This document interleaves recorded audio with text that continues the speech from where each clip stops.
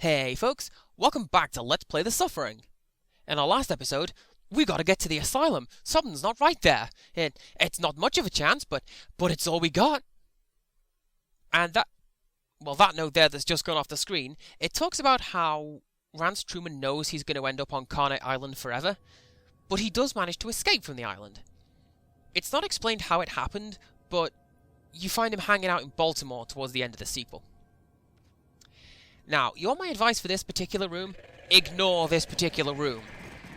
Seriously, just equip the shiv, the Slayers will get out the way as soon as you reach the top of the ladder. I nearly said lift for whatever freaking reason. Cut your way through the boxes, and you're out. What's also great, they'll wait politely while you close the door on them. Isn't that nice? Something else that's kinda cute, they can't actually open that door, so you can hear them trying, but you're safe. Kind of, because here's the cemetery. What good times. This is a pretty spooky part of the game if you don't know it's coming.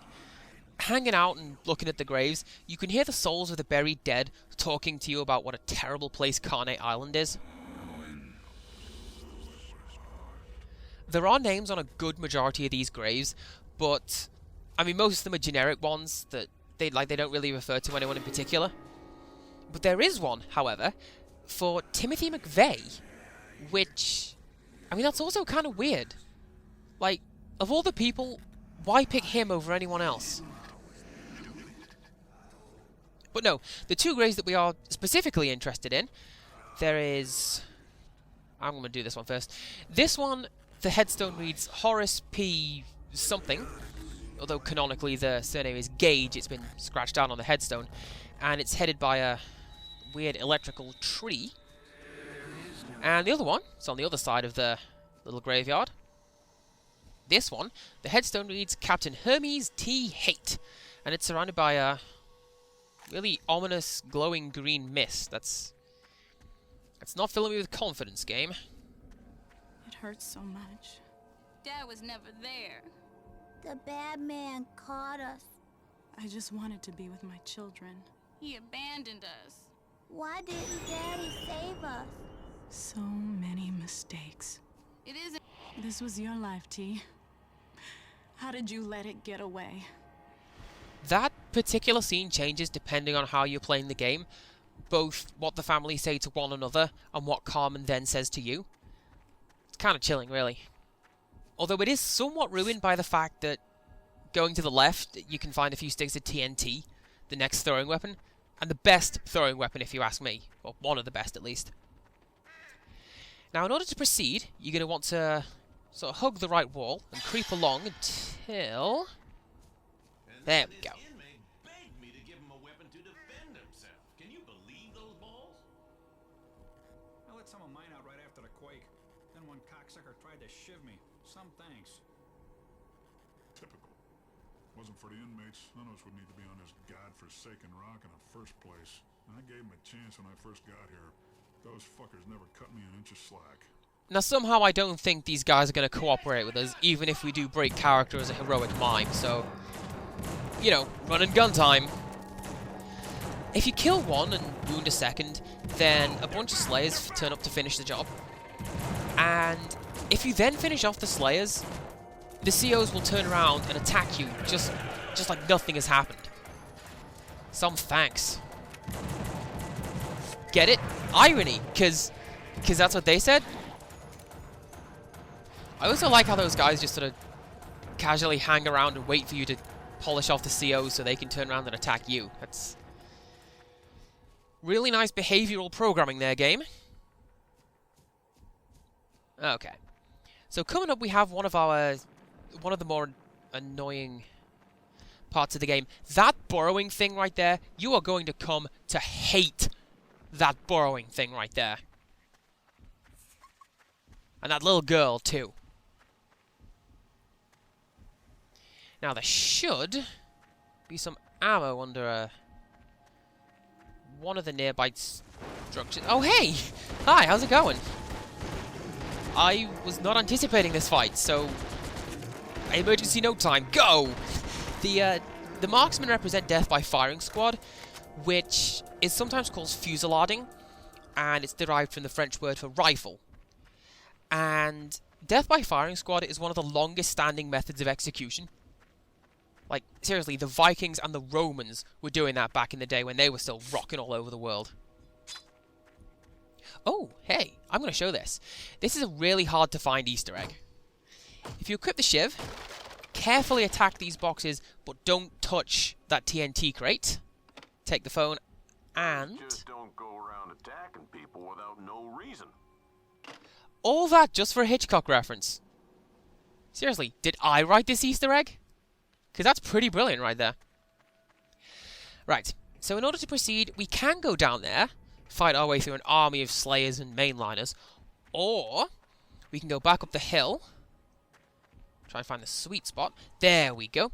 Over this rock, and walk along the seam along the edge of the level. This lets us go onto this huge boulder up here. And the fact that there's TNT up here, I think the level designers and programmers wanted us to exploit this and walk along the seam of the level. Aw, man, do you remember when seam walking used to be a thing? The coolest thing? I do. Oh yeah, we still got monsters to fight, by the way, but yeah, we've only got like 2 slayers rather than an army of every major monster we fought thus far. Anyone else? Guess not. Right, let's push on. Don't get any closer. They can hear your footsteps. Okay. This, gonna get a bit awkward, dude. Anything gonna happen? Ah, there we go. To be fair, this scene takes place whether or not you wait or just run straight at the CO. Anyways, it introduces our newest enemy, the Burrower, a personification of being buried alive. Of course, after that introduction, we're just going to ignore it and push on. We don't need to fight it, so I'm not gonna. At the top of these stairs, we've got a couple of resupply points. First one, as with quite a few things, if you double back, you can find a few things, none of which I need, apparently. The other one, which, surprisingly, I found first of these two, if you jump over this rock right here, well, there's another stack of things that I don't need, but the point is they are there. And through this burnt-out fence, apparently, we have the next level. So let's go. This story, the one about the cave-in that trapped the inmates, we'll be hearing about that throughout this particular level, and there's even an archive page all about it as well. So, you know, gonna get our story on. Although I think I'm gonna equip the shotgun, because we've got one of the more annoying portions of the game coming up. We have an onslaught of slayers to deal with. And since I'm being, well, educational, apparently, fairly grim turn for this LP to have taken, but hey, I like education. The guillotine was introduced as a quick and painless way of killing somebody, and it was suggested by... I've no idea what just blew up then. Oh well. But no, the guillotine was suggested by Louis XVI, who felt that capital punishment had become more about hurting somebody, so he wanted a quick and painless way of killing somebody. He modified an existing device called the Scottish Maiden, which used a huge rock rather than a blade, and it was designed to sort of pop the head off, maybe, rather than cutting it off. Oh, and by the way, that's a special way of killing the burrowers. You can use, you know, the shotgun or the Tommy gun or whatever, but if you've got godly aim, you can throw a stick of dynamite down the hole and it'll kill them instantly. It's pretty great.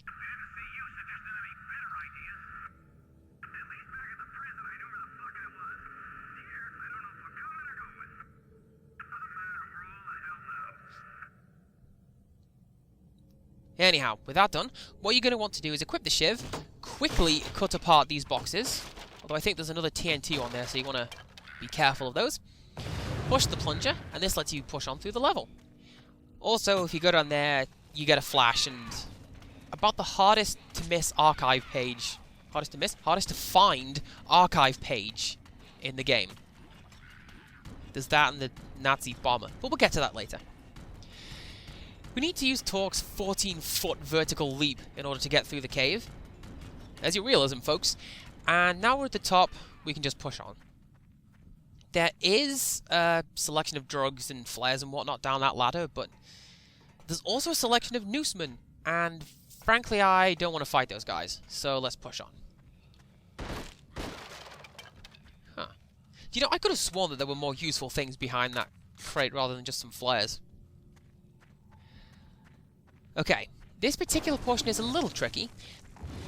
Don't be tempted... Well, don't, you know, get your guns out and go into a firefight, as you may be tempted to. What I do is I throw a stick of dynamite, which sets off all the boxes of dynamite, including that one straggler. Fantastic.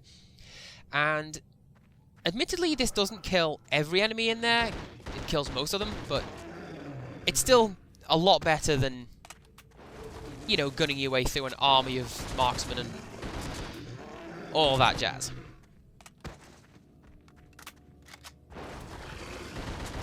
And, you know, death by firing squad sort of refers to a special kind of execution.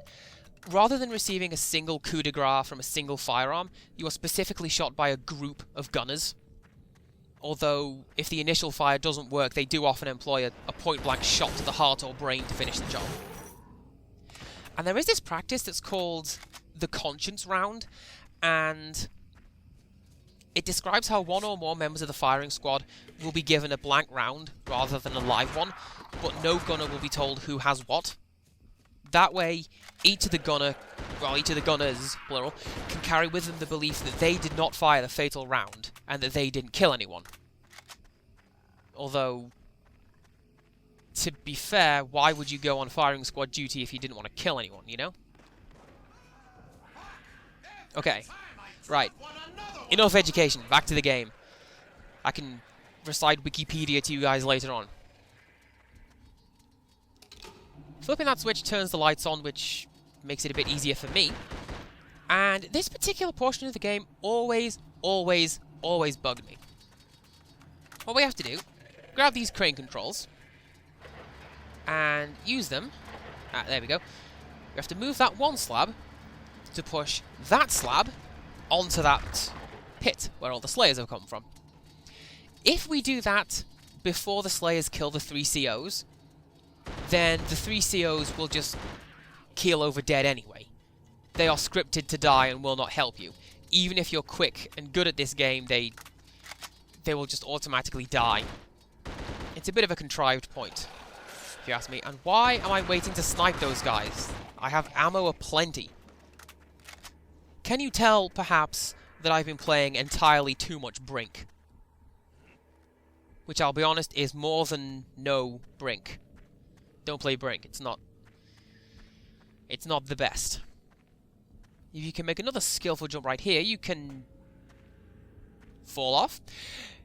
If you are able to make that jump, then you can get a few more flares and I think another bottle of pills, but whatever. Push the plunger, which opens the way ahead. Gotta get payback! They just let him die! Down with the overseers. It's too good for those fuckers. Let's get them alive. Now, this particular part of the game is one of the absolute worst for me because it throws Slayers, Marksmen, and Burrowers at you all at once. And realistically, that is not a combination that I'm... Whoa! That guy does not understand personal space, you guys. That's not good.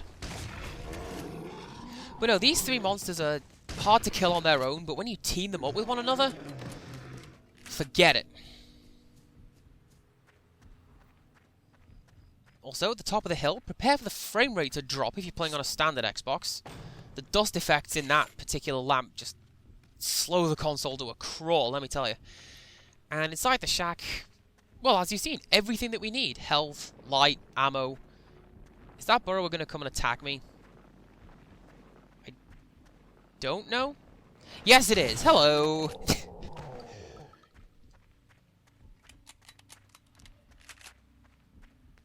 Yo, bro! Over here! Okay, now here we have an option of helping this guy, if I can remember how the controls work. Dude, Ugh. I'm trapped. Why fork no eat soup? Come on.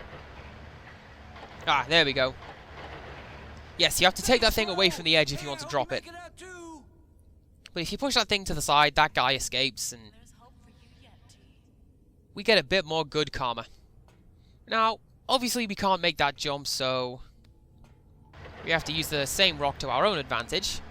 And if you do this without helping the guy, he shouts at you something fierce. Pretty great. Now, for whatever reason, I'm terrified of making this jump. I'm not very good at it. And I don't know why. Whoa! Okay, so this is one of the problems of playing this game on the Xbox 360. Even post-patch, a lot of the textures will screw up sometimes, and well, that happens. It kind of ruins the immersion.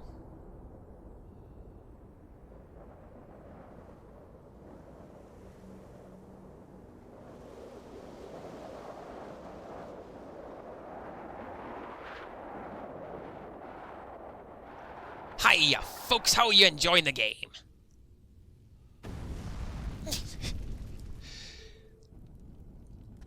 Now, the solution to this one is, as you may expect, the same solution to the last two puzzles that we've had to solve. Use the gigantic block to knock stuff over. In this case, drop the water tower onto the fire and put it out. And then get stuck in a tree, apparently. By the way, something nice, they skinned the inside of this thing, and they did it really well. That's like the only time you're going to see that wood texture, and it is one of the best things that they even put in there. It's great. Now, this particular one is a really short and just a short transitional level, really. And it's a good thing it's a short level, because the next one is my absolute favourite. Now, this gets me. It really gets to me. How far have we come? How much running have we done? How many things have we done? All the ground we covered, obstacles we overcome, whatever. There is still a fence. We are still in prison, and we still can't get out. Except there's a hole in the fence, so we totally can.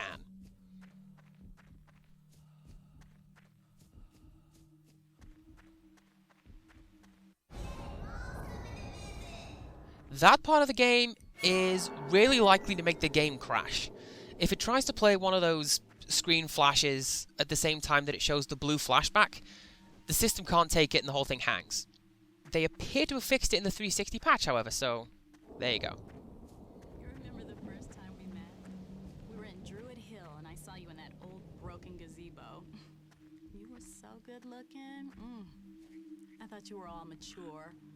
How old did you think I was? I felt so young with you.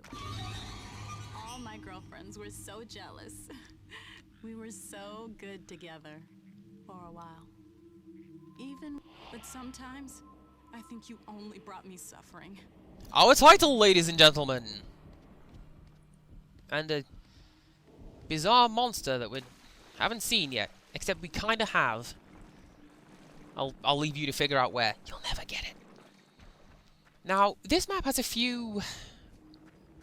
well, not secret areas, because they're all right there. But, I mean, they're... Hey! Hi, how's it going? I am not meant to be attacked by these guys right here. Oh, well.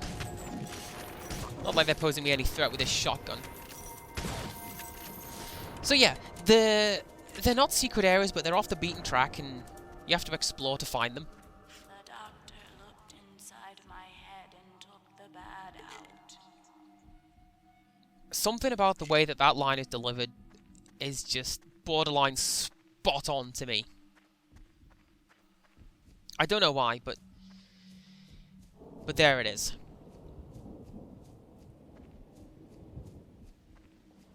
Anyways, right, now I'm done exploring, and I'm going to show you this, which...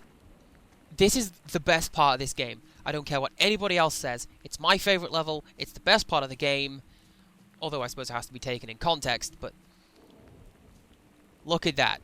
This is where we're going next, and... what on earth was that purple thing? Did you see that? No, you didn't. Oh, just going to show you this before we go on.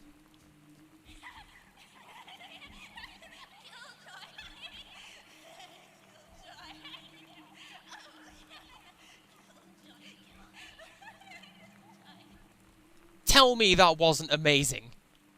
You can't, can you? You can't. The Joker would be proud of that maniacal laughter. It was so good. Shine on, you crazy dead girl. Oh, by the way, don't worry if that lamp gets broken in the fight with these Slayers, because you have to break the light. It's not important to the game or anything. It's like jumping through Wily's boss doors or, you know, pulling a pimp-ass pose as you grab Dracula's crystals. You just have to do it, you know?